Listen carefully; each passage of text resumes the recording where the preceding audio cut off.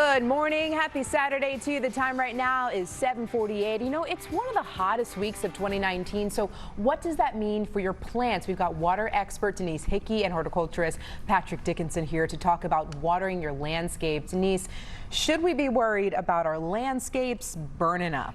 No, sounds a little definitely dramatic. not. Okay. Just because it's getting hotter doesn't mean you need to start watering more often or every day. Actually, our plants, our sod will do much better if you water infrequently, vary the days, and water deeply. How do you water deeply? You do a cycle soak. So you run like a 5-minute cycle of your irrigation system, let that water soak in, and then come back and do another cycle. So you're getting that water further deeper into the soil and your roots will grow deeper. So how do you know when to water? Okay, we have our trusty tools that we bring all the time. Stuff. We have our little frog moisture meter. And, oh, I thought this was just a decoration in the And Patrick brought our plants so we could show that if it was your landscape, you can put the moisture meter into the soil and it'll let you know if it's dry or wet. If you don't have a moisture meter, just go to the garage and get you a screwdriver, and just like you would check a cake in the oven, stick the screwdriver in the soil. If it goes in easily, you've got enough moisture in your soil. If you have to kind of push it in, struggling, you need to add some water to your soil. It's that simple. Or you can sign up for an irrigation tool, watermyyard.org. Based on your local weather, you can get a text or an email that'll let you know when to water or when to wait. That's a great idea. And Patrick, we're talking about sprinkler systems as well. Yes, which sprinklers, irrigation, I mean, it's all the same. I think that one of the things people don't realize is their system may be very outdated. So our rules are if you cannot attach a rain and freeze sensor to your controller or run multiple cycles like you heard Denise say, it's time for a new controller.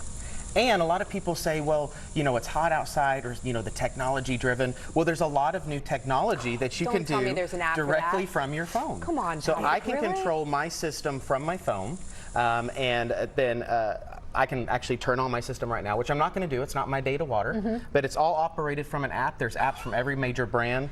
The other thing people need to look for. So you can just turn on your sprinkler system right now by touching something on your phone. Which can be fun between spouses when somebody's outside and you're turning on something. But also checking your irrigation system. You know, every month that you're using your system, you should be checking your system because you get your water bill every month. Looking for things, people don't always know what these are, valve covers. Look in there to see if you see bubbling water. You know, all the problems you'll see in your system is common sense. You know where water's supposed to go, you know where water's not supposed to go. One of my favorite tips that I can tell people to make their system more efficient is changing out the nozzles on your sprinkler heads. So these, like you saw in the video, are called multi-stream rotor nozzles. I've seen those. It's so simple to do. All you're doing is changing in that sprinkler head that's in the ground, you're changing that nozzle at the top. And we have people say, well, I don't like getting underneath there and pulling those up because I can't get my nails between those. Well, there's a tool for that one. If you don't want to use your nails, it'll help you pull it up. Oh, cool. Yeah, and then there's even reverse, Where pliers. Where can you get something like that, like a Home Depot? All at the major stores. They sell those. And all you're doing is unscrewing that little bitty nozzle at the top of your sprinkler head.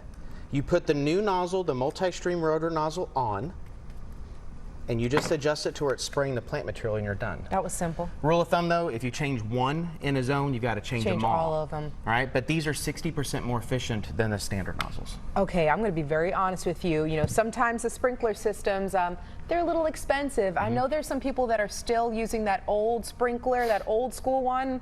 That kind of goes back and forth. Well, the one I used to run in and out when I was a kid. And I may be guilty. Yeah, they do work. And I think that a lot of people that are still setting that kitchen timer and moving that water hose around their landscape are actually being more efficient than a lot of us with the automatic sprinkler. Okay. Because they have eyes on the water. They know where it's hitting, where it shouldn't be. It's time to shut it off.